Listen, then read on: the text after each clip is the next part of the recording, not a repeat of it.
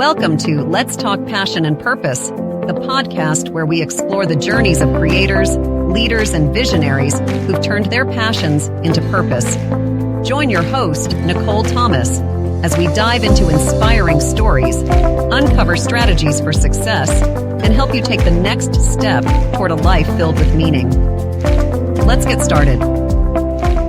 Hey everyone, welcome back to another episode of Let's Talk Passion and Purpose with Nicole Thomas. I'm excited because this evening I'm here with Hanna Guzman. Hanna Guzman launched her brand Advice From in 2018 as a personal outlet to navigate and express her experiences with life's challenges. Her engaging personality and authenticity shone through during online interviews, which led to invitations to speak at various events. This newfound passion for sharing stories and insights blossomed into 3 successful seasons of The Advice From Hanna Show. With a global audience spanning over 30 countries and more than 35,000 downloads, Hanna has made a significant impact. She is dedicated to empowering others to share their truths while staying true to her own voice, fostering a community rooted in authenticity and connection. Hanna, welcome to the show. So glad to have you. Thank you so much for having me, Nicole. I'm super excited to have this conversation with you, and I can't wait to get started. Let's start with your journey. You launched Advice From in 2018, but how did it all begin? What inspired you to create this platform to share your experiences and stories with the world? Nicole, one of the main reasons why I started a podcast show was to be on the show. And it really is. I was like, hey, I'm like, well, nobody's inviting me. Why isn't anybody inviting me? That's kind of how half my ideas, like 90% of my ideas are. How come I'm not invited to this? Why aren't I on stage? Why don't I have a mic? And then I create what I want. I started my platform, Advice From Hanna, on Instagram in 2017. And as I was growing, it's a self-development journey through just my life. I didn't find the online space to be real. I would turn on, Instagram at the point, and Facebook and Twitter, and everybody's talking about their fabulous lives. And that's fantastic. I'm no hater. However, I would sit there. I'm like, man, I'm really feeling inadequate. I'm really not feeling beautiful. I don't think my career is anywhere where it should be. And I just see like highlight reel of all these like powerful women, but nobody's talking about how I feel, what I'm doing. So it's really been the most organic idea I've had in my life. I always say it. I was sitting on my bed and I said, I'm going to start a platform on Instagram, Advice From Hanna, and it just came out. It literally it's been one of the easiest ideas I've ever had. And I get online and I suck. Like, wait a minute. Have this idea, it comes to you and you're like, I can do this. You execute and you're like, I suck. Tell me about this. How did this come about? Suck. Like, I stood there, I had 60 followers. Nobody was writing to me. I would ask people to follow me from my personal account, paragraphs long, like, hey, I'm starting this journey. I would get questioned, who are you licensed to give advice? Why are you online? Tons of things, right? Because as you're growing and as you're developing a new facet of your life, the person and the person that you once were, the people around you don't know who you want to become. They only know this version of you, and that's okay. But you're going to get questioned a lot as you're growing and as that pull starts. So when I say I suck was because I would sit there and I would let the people that were in my circle at that time dictate how my brand should be when they didn't have one. Mm-hmm. So I'd sit there and I'd be like, well, Cardi B is talking about X, Y, Z, and, all these artists are talking about all this because I'm not, at this point, I only knew of artists in the music industry that would have the type of success that I was looking for. I didn't know authors and, thoughtful leaders and women just was a force. I didn't know them at that time. So that sprouted my curiosity. Mm-hmm. And I would see, just like these women at the top of their game, and I'd be like, how did they start? What are they doing? What sparked that idea? How are they CEOs? How are they CFOs? So I would go into their DMs and I'd be like, hey, I want to interview you on Instagram Live and I want to see how you got to your journey. because I find it fascinating. I don't want anything from you. I don't want a job. You don't ever have to talk to me again. I just want to know what made your brain turn differently to have this outcome that you've never had before. Mhm. So I started doing Instagram lives weekly. Oh my God, Nicole, I was on live 4 in the Weekly? afternoon. Oh, weekly. I was on. Oh my gosh. Yes. I love personality on the camera. And I needed to really to get out of my comfort zone in front of the camera because I felt superly awkward. And I would ask people questions. And my community online was like, hey, I missed your interview. Can you go on at 8? Hey, I missed your interview. Can you go on at 10 p.m.? I was on at like midnight one time interviewing somebody. And I would always hear the feedback. Hey, I missed it. And I'd sit there and be like, oh, well then, how can I make sure that everybody listens to me when I talk to people? YouTube, I said, I'm not ready for that. That to me, that thought process is not there. But I thought I needed a production team, camera, lights, action, the setup, blah, blah, blah, blah. And one of my friends who's a producer, actually in the music industry, said to me one night, messaged me out of the blue and said, hey, I'm in the studio right now and I'm listening to a clip of something. And the way the girl is saying it, I would like that to be your voice. Wow. Wow. Okay. Tell us more. I said, really? He goes, yeah, I really think that you have a voice that when you speak, people listen, and you haven't figured out that part of you yet. But I really think you should start a podcast. And I said, a podcast? What that? I don't know what that is. Then we're talking 2018. The podcasting's been around since 2010, 2009, 2010. It wasn't as mainstream as I find it is now. So I said, well, I don't know what to do. Oh, well, you're going to figure it out. I've known you since you were 13. And I was like, well, yeah, you're right. You have known me like pretty much more than a decade. So let me be. And I still kept doing my online stuff. And for my birthday that year, I got a microphone as a gift. A very good friend of mine gave me a microphone. And I said to myself, what am I going to do with that? They said, oh, well, your podcast. You keep talking about it. Here's a microphone. Start it. Mm-hmm. And that was the initial of everything you've seen to date. I had no idea what a podcast was, how to edit, where to upload. Nothing. Wow. But I knew 3 things. And I knew that I had something to say and that the women in my community that looked like me and that have felt like me needed to say things on a platform large enough to be heard by everybody. Me and my 100 followers. But I felt that You're 100 followers. Hannah, you're too, but at least went from 60 to 100. So there's that movement. You move the needle. And I love that. That's awesome. But you know what? You've unpacked a lot. I do want you to finish this evolution, but I want to touch on a few things that were key. You had a vision and you executed, right? Regardless of, because you talked about this highlight reel that's in social media. That's there. That's real. Even today, based on everything that's happening in our world, we still see a highlight reel. And you recognize that there was a need. But what would you tell yourself to get out there? Because you sounds like you had this feeling of not seeing representation and also not feeling good enough. What was that turning point that said, you know what? I can do this and I will do this. Did you tell yourself something? I was networking. And I would go to a lot of networking events, which is something I'm trying to do more of this year. And somebody came and said, hey, how are you? And they're talking to me like they knew me, Nicole.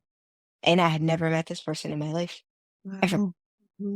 And I said, oh, I'm sorry. I'm like, how do we know each other? Oh, I watched one of your lives. I was like, me and the 5 people that talked to me the whole time. And she started laughing. She goes, yeah, no, I thought you were fantastic. And this was somebody that was on stage. This was like a person of influence that I paid to see in my community. So I said, wow, so if you, who I think you're super cool, know who I am, then I must be doing something right. And as traumatizing as some of my life may be, and there's parts of my life that I don't like talking about, but I have talked about them because I find that it helps. I realized that they're just moments in my life. They're not my whole life. Yes, it's true. Yes. When you look at life and Mm-hmm. all the years that you're going to be on earth, God willing, it's just a small moment. And if I can help somebody else see that as just a moment and not their whole life, Mm-hmm. then I will talk this talk and I'll continue doing my work. That's powerful. That's powerful. And you also mentioned your circle. So it's so important to have someone who sees the potential in you and not only just see it, but help you move forward, right? Getting that microphone, saying, okay, I can see you, people listening to you because of your voice and also your story. So that's beautiful. A lot of creativity comes out of what you do. Creativity is just such a essential part of your work. How has being a creative shaped not only your career, but also your personal life?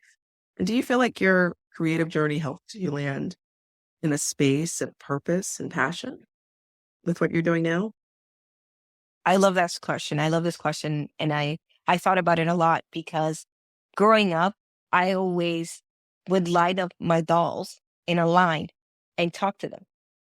Really? So this is from a young age. And Okay. only child stuff, right? I would talk to my dolls. And I would sit there and I would color and I would write. But I never thought that coming from where I come from, that a creative career was a path for me. Mhm. Because I find that when I was coming up, I had to be more practical. I had to put cents to the dollars. And because my creative side, I was never able to do that. And I didn't feel as though I had the luxury, and I didn't have the luxury of exploring, the being a writer, being an artist, of grabbing a microphone. I didn't have that option because I had to make money so I could survive. And there was no, here, Hannah, you could just stay in this little cocoon for the next 6 months while you no, I've never had that till this day. I haven't had that opportunity to just be creative and sit in my space. So when I finally allowed myself to be creative, it was the expense of my old life. And it was at the expense of, okay, well, I've just worked 14 hours, but I'm going to work on this now because it makes me happy. It makes you happy. You have that fulfillment, that joy. Mm-hmm. Oh, wow. That's amazing. Because I think about the work of the creative and the fact that you were juggling your life and trying to bring in that creative aspect while you have the sense, right? Bringing in money as well to survive. Yeah. How did you balance your time? How did you find time to get those creative downloads and to execute? Because to create, you have to pour into yourself. How did you pour into yourself while you're busy giving and giving in order to survive? I really felt that I got to a point where I couldn't give anymore. Oh, So I reached that point and I was like, well, I can't give any more of my magic to anything else that doesn't bring back to me. okay. So, and it was very difficult for me to do because I had to say no to a lot. I was going to ask And you, what did you do differently? girl, Did you girl, do good stuff? Right. it is. I would sit there and I'd say, hey, well, no, I'm sorry. I can't go out right now. I can't assist this because I'm trying to land this gig. I'm trying to network. I'm trying to get, a contract. I'm trying to connect with this artist and they can only connect with me at this time on this date. And that happens to be when you have time and I don't. I had to choose that dream. And while you're doing that, you have to let go of a lot of things. And I had this, I'm going to sidetrack. I had an interesting conversation with a friend of mine this week. And she was like, hey, Hannah, whenever I'm thinking about you, I realize how much you gave up of your life to get to where you are today. So there's a part of me that doesn't allow for like, oh, boo-hoo, cry me a river. I don't allow that for too long. I let it in my space now, but there was a point in time that I had to be selfish and say, okay, well, you want to do season 2? You have to do season 2. You want to drop 12 episodes in a day? You have to zone in. And somebody's life can be in shambles. I've had MC gigs, or let's say it started at 6, and at 2 in the afternoon, I was at a funeral. And I had to go to the funeral, come home, change, grab the mic.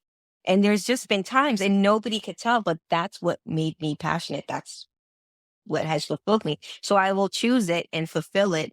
I can cry when I'm done, but I'm very much, once I give my word, once I say I'm coming, once there's contracts involved, Nicole, you know this, once there's contracts and things and liabilities, and you're saying you're going to be somewhere, and you have to show up. And nobody, it's going to sound like nobody cares about your personal life. They can, but you still have a job to fulfill. Yeah, that accountability, right? And it shows that you're not only accountable to other people, but you're accountable to yourself by setting certain standards and meeting them. And that, of course, is commendable for anyone, and especially for you, because you use this term, and I love it. And it's not even a term. You stated you choose the dream, and you let go of a lot, right? You had to choose the dream, and that meant pushing aside anything that was not in alignment, or, wrapping up your emotions so that you could push through, and then letting it out later, right? To process. Yeah.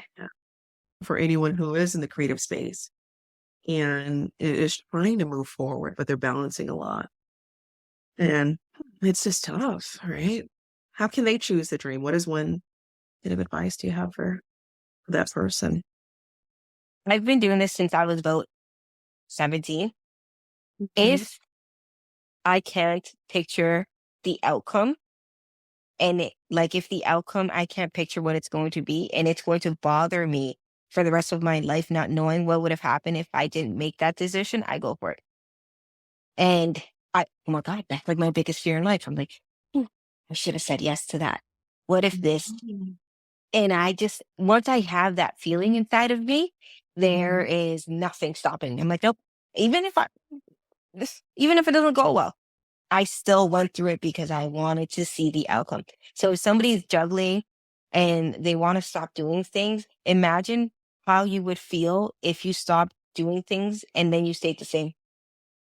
And you never gave yourself that chance to move forward, to see what would happen if you pushed yourself. Because how can you expect a different outcome in life if you don't do different things? Yeah, exactly. And that's hard. I say it all pretty to give you everything now, sprinkle. It is. It's very hard. It is hard. Easier said than done. Most of the time. But you just have to push through and recognize that what you're doing now is setting you up for your life later on, right? What's going to happen later. So you've mentioned networking more than once, right? Tell me how important networking has been for you as you've gone through your journey. It's the number one thing. It's the key, and it's about making intuitive connections and being truthful with yourself. There's certain times that I go into rooms and I see people and I'm like, I am not on that level yet. So I will just sit here to the left and smile, nod, say hello, introduce myself, but kind of just leave it there and then build on a relationship with them if I don't feel ready to it. But if you stay, I say networking all the time. I tell people all the time, please go into rooms that you've never been into and meet people. Say hello to at least 2 people. And sometimes I get the resistance when I do my courses and stuff, when I teach them, and they say to me, oh, well, I can't afford to go. I said, neither can I. I said, email the organizer, say, hey, do you need a volunteer? Are you selling discounted tickets? Is there, do you have different tier level tickets? Okay, you don't. So next time you're hosting an event, I would like to assist. Are you going to do early bird tickets, and how can I get on the list to get them? And you save. And next time around, you see, okay, well, this is X amount of dollars. And I have, the organizer just told me that in 6 months, they're going to have another event and this costs this much.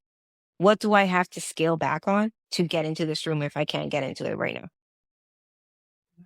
I love that. No, I really do.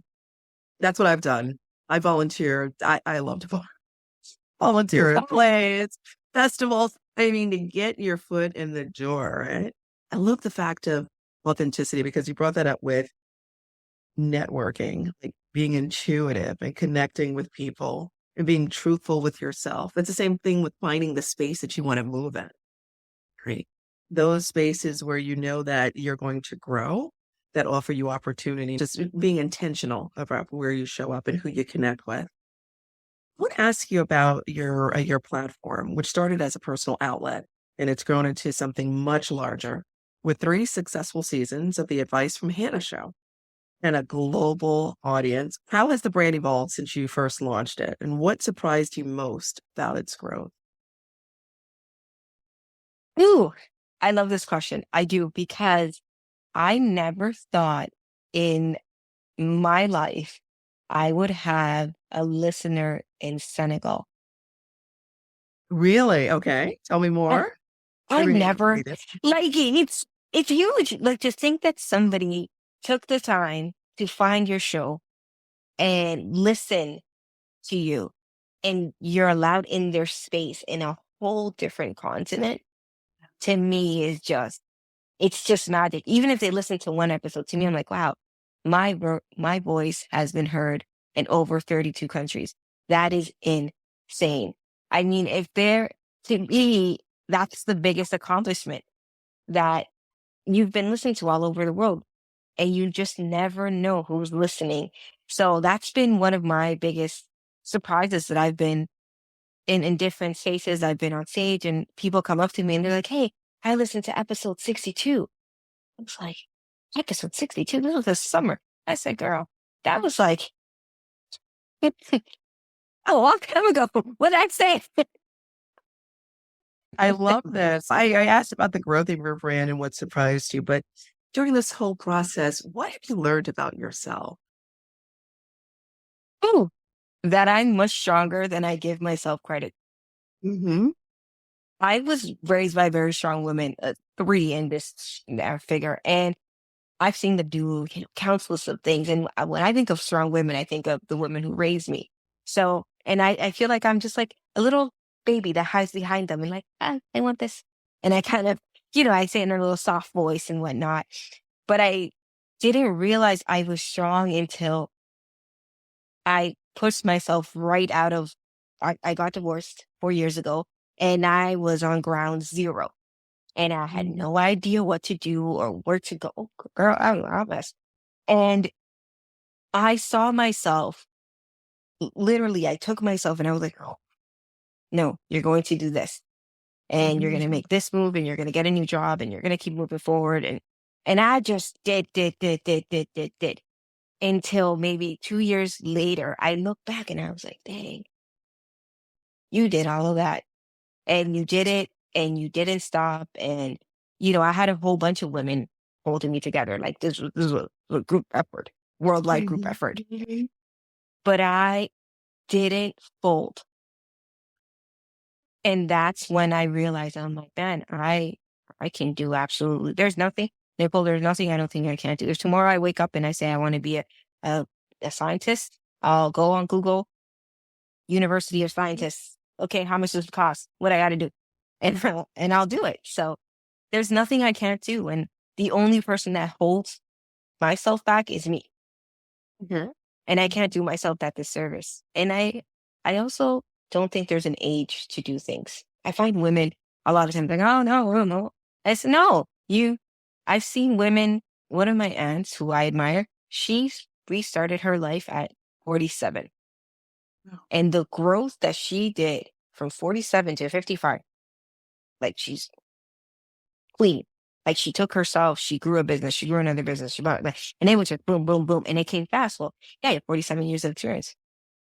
Yes. You know a thing or two by the time you reach there, right? Same with me or yourself now. When we want to execute a decision and we want to do something, it's like, okay, well, what are we doing in 3 months? What are we doing in 2 months? What are we doing in 4 weeks? And then you do the action and you put it down and you get it done, right? That's what comes with experience and age. So if whoever's listening to us, if you're like, "Oh, I can't do this," I'm like, now's when you can. Yeah. Because Yeah. Oh, you can. Yes. Yes. Powerful. One of the toughest things is getting started, but it starts with your mindset, right? And you believe you can do anything. And you have to believe in yourself. You have to believe that it's not past your time. You have to believe that it is possible. And then you have to get started. Action breeds confidence, and you just go one step in front of the next. So advice from speaks to navigating life's challenges. How do you ensure your content remains authentic and true to your voice while engaging through such diverse and global audiences? I speak about my life experiences that are true to me. Okay. And I also interview guests and do work that I feel is necessary based on the void that I see in society, that the authenticness of life that I'm not seeing portrayed.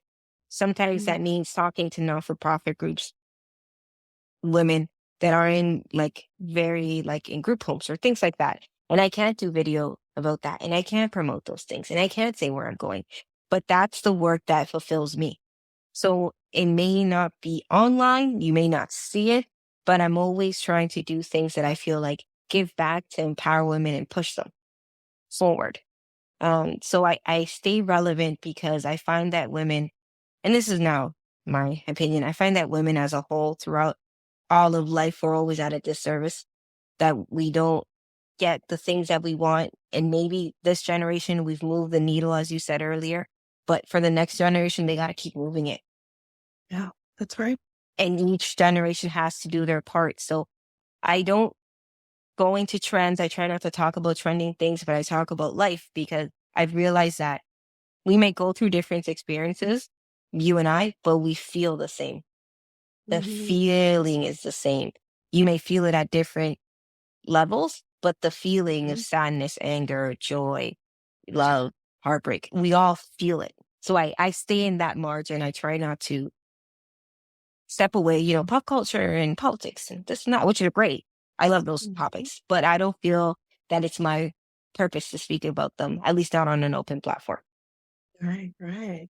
Well, I tell you, following your passion and It's hard looking though. at, it is walking in purpose, and the fact that you're looking at universal themes that resonate with everyone, right? We all have these emotions, and how we walked into those emotions may look different based on the situation, but how we feel it, where it rests in our body, will be the same.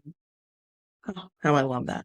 What is the biggest challenge you've faced in your journey of building your brand and platform? And then how Ooh. have you stayed grounded? I always remember that, when the fruit is ripe from a tree, it falls Yes. and it gets eaten. So I always think of myself as this fruit, and I can't stay overripe. I have to make sure that I stay. Yeah. Because once the tree, once the apple falls, yes, okay, your seeds come and you start sprouting elsewhere, and that's fantastic and I love it. But if you feel that you have made it, if you feel that you've reached and that I've reached my cap, then I'm not dreaming big enough. There's a problem. Ah, At least for me, I'm a very ambitious person, and I say this all the time, and it causes problems in other areas of my life, but we're not going to get into that. But we're not getting into all of that.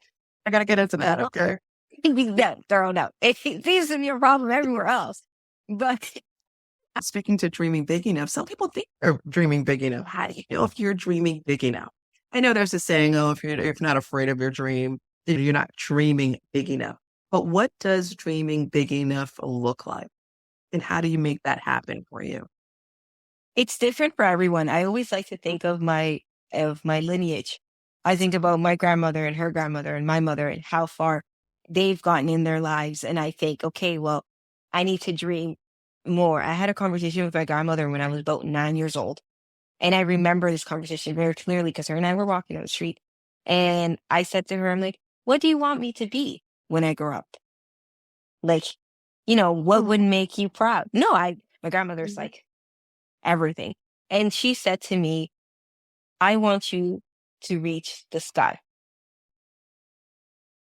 And I said, oh, So like, and I'm still like trying to put like, hey, do you want me to be like a doctor, a lawyer? Yeah, I'm pushing. Mhm. And she's like, no, well, I want your name on the door of the building.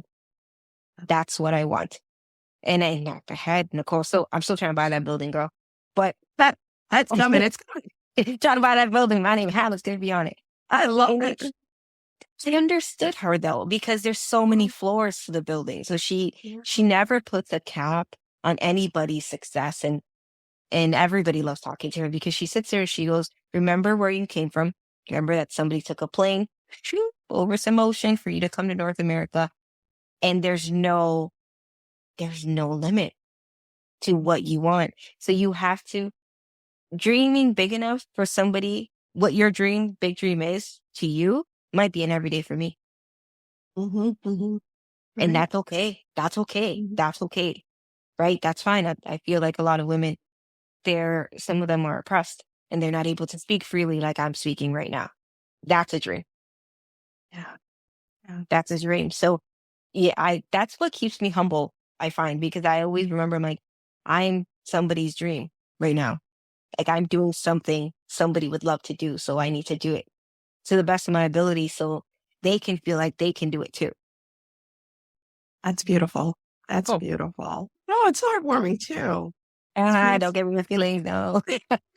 Yeah, well, my Nana. So yes, I can understand grandmothers just having a place in your heart and then carrying her wisdom for so long. Oh. She planted the seed. You're talking about an apple and seeds falling. She planted the seed. Yeah, and She's it's growing, sweet. and and the branches and the roots. That's beautiful. Truly beautiful. You built something incredible. But as creatives, we often face moments of self-doubt. We feel like we aren't, sure where we're going. What advice do you have for other creatives who are just starting their journey and looking to align their purpose with their passion, or their passion with their purpose? So keep trying and Mhm. not to follow trend. There was a point in time with my podcast that in a month I had 2 listens. Girl, a whole 30 days, 2 people listened to me. I was sitting there and I was like, Oh, I can't believe that. I swear to God, there was like 2. It was in the middle of that thing that we all lived in where everybody was like, and it Yes, was yes. like Mhm. the worst month I had in my life of numbers. And I sat there and everybody that was doing the thing that I was doing, they're like, oh, we're stopping the season because everybody's overstimulated and we're stopping the season, everybody, and everybody that I knew that was doing the thing that I was doing stopped. And I sat there and I said, I can't stop if everybody else is stopping, because then what are people going to listen to? I'm right, even though nobody wants to listen to me right now. And I was in a women's circle, which I love those ladies. I was in a women's circle, and shout out to the Powerhouse Circle. And I was in there and I was like, everybody loves it. Everybody hates it. So I Mad cry. yeah, always. It's Love it. everything. Theatrics, it's there. It's there. And in that month, those 8 women shared me so much that, like, till this day, I don't think I have the money ever to repay for what they did. They put me in WhatsApp groups and LinkedIn groups and every group. And I go, whoop, and I was like, okay, thank you, ladies. I will never ask you for anything again. And we're just like that, right? That circle is like that. This week, one of the girls got published in a novel where a lot of women like spoke, and she has her chapter. And she dropped it, and we were just like, where can we buy it? What are we doing? What's going on? It's a pre-sale. So just being in those groups and having that support means the world to somebody who's starting. So if you're creative and you started your show, started your YouTube, and it's just your mom, your cousin, and your aunt that follow you right now, which is a true story. Mom, please, well, I don't have extra time. I might make one. And go to your coworkers. Hi, can you please? Hello, you see me every day, please. And you just have to say the same thing to the same people over and over and over and over and over again. And they're going to listen. My first my first gig, the first time I spoke on stage, I had to buy the ticket for the person to show up. I could have sold a $20 ticket. I had to buy her a ticket. I was like, what if I bought it for you? Sometimes that's what we have to do. And I think people are afraid to do that. You mentioned earlier, stepping out of your comfort zone and going through that experience. And sometimes we have to. I mean, I hear so many stories of people speaking to just one person in a room. And if you have to buy the ticket, you buy the ticket. I'd rather sit there. I say this to everyone when they're doing an event, if they're planning something, I will sit there and cry for the 3 hours with nobody there than to cancel it. Yeah. I will sit there and use that space because to me personally, like to cancel something, that's like out of my control. I don't know, building brick or some act of God happen. But if I have to cancel something, it's like, to me, I would feel like that's the worst thing I can do. So I rather go through it, give out tickets, give tickets for free. The minute you say free, everybody has time. So why? Yes. They take that. All of a sudden their calendar opens up. That's still like, really? You ain't got $20. So You did what you had to do and look what happened, right? And that's the beauty of showing up consistently, regardless of who's watching, regardless of who's in the room, showing up consistently. That's your commitment. And then the people show up. So what kind of legacy do you hope to leave behind with the work you're doing, especially for future creatives looking to make a difference with their passion? this is something I think about on a daily basis. What am I leaving behind? I'm doing all these shows. I'm going on stage. What am I really leaving for somebody to click play in 5-10 years? When I bought my island. So what is it that I'm leaving? And I really just want to leave the idea of, if you work hard, if you really push yourself outside of the comfort zone that you've been confined to, because as much as we love our parents, they can only take us so far. They can only give us the tools that they had, and then you got to take those tools and keep growing and keep adding, right? So I just want to leave people with the opinions that I've had about my life and what I've experienced and my trauma, and to know that what they're going through, number one, is okay, that they will do better, and that if they make this pain into purpose, the lesson learned won't come back. And then you will see it dressed up in a different color in a new season, and you'll be like, no.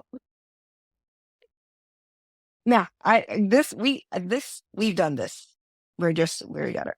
Yeah, I love that. I love this. What's next for advice from? Are there any upcoming projects, initiatives, anything you're excited about?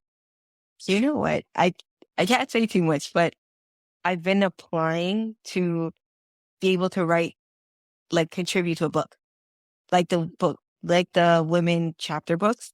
I've been applying to that because I've held off writing. I write on my own in my journal. I've written a few poems, and I've shared them with friends, and I've kept it like really, and they're like, "Wow, Hannah, this is like really good." I'm like, "Really? Since you saying that?" So I'm like, "Really? Don't lie to me." Like, is it really bad? I love it. I'm like, please don't. I'm like, don't say this. I mean, you may see me in some like, "Hey, buy my book at $5, please." So, because I will. I'll set up a stand somewhere. But I've been known to do that. Please don't sell the books from your car, the trunk of your car. But if that's what works, you have to do what you have to do. You choose the dream. Ask you. Let me let you finish with what's next, because I'm curious about journaling and how it's helped you in your creativity. That, and I would love to. I do a big festival. I'm the MC to a big festival here in Toronto. It's in Brampton, and I have a blast. Though being an MC is normal but I never had such vibrancy because it's a Hispanic festival, and I've been moving the dial to try to do more of those, because I find it really exciting to connect with my culture and see the cultural dances and see different cultures enjoying our food, enjoying our dance, enjoying our vibrancy. So I would love to get more involved into just more emceeing. I started off emceeing, then I got into like some like really serious keynotes and all of that. But I really have so much fun emceeing. It's really so much fun. Oh my God, I love it. I love it because I feel as though the MC role is overlooked a lot in events because if budget wise and whatnot, and I understand, but it's the key element that ties your whole production together. It really does. Yeah. It makes or breaks it, right? So you can be on stage for 30, 45 minutes, an hour and a half, whatever the case may be, depending on your set. But the MC is with you from the beginning to the end, and they set the tone and the precedence to your whole event. And I make it look really easy. It's very hard to do because you have to, in a sense, keep a time in your head of, okay, the next act is in 2 minutes. Okay, she needs to wrap up. Okay, the next act is coming on. Okay, hey, music, is it lights? Are we good? Hey, is the next act come? So it's a whole thing. But then you get to like crack a few jokes and, you know, make people laugh. And then you go back to like business book and just make sure everything runs on time. That's beautiful. I want to go back to journaling. How has journaling helped you? Journaling came into play when I'm podcasting and I'm on the mic. I can say absolutely anything. It's like my space. I will say things that like I wouldn't say in a regular conversation. Now, journaling is the things I can't say. Ooh, and when I start, and I journal at like some ungodly hour at like 4:35 a.m. maybe, but that's when the thoughts come in, and it's mind to pen. I just flow. It just goes. And I never go back and read my journal. Huh? I write it out and I fold it because it was like my dump. But a lot of people that I've spoken with, I've said, Hannah, but that's like gold. I feel like you could publish that because it's a lot. It's a lot. So it helps me clear all the thoughts out of my head. And then once all of like the negative thoughts are gone and you know how I'm feeling sad and how I didn't really like how this tasted. And I don't like this. I'm like, I didn't really like how that tasted. Like, why was it like this in the journal? Yeah. I'm like, I got dressed. I went to this restaurant and meal didn't meal the way I wanted to. And sensitive. I read about my day, once all of that happens, then all the ideas just, whoop, they download it. Okay. Yeah. Easily. As opposed to them getting stuck in there with, I can't believe she said that to me today. And then get stuck in between there and then nothing happened. Yeah, that's a way of processing not just your day, your experience, your emotions. Yeah, that's wonderful. Yeah. What's the best piece of advice you've received that has stuck with you and continues to influence how you move through your personal and professional life? I know you mentioned your grandmother's words, but is there any other advice that you've received? Then you can't take, this was very recently, I can't take anything with me. And I was having a conversation with my uncle who's like a father figure to me, who is a father figure to me. And we always get into these deep talks. And he said, I'm mid-50s now and I've built this legacy of my life like he's done. His career is just beautiful. And he said, in the day that I'm not here, if I have to sell everything, if my kids sell everything for 2 cents, let them sell it for 2 cents because I did what I needed to do.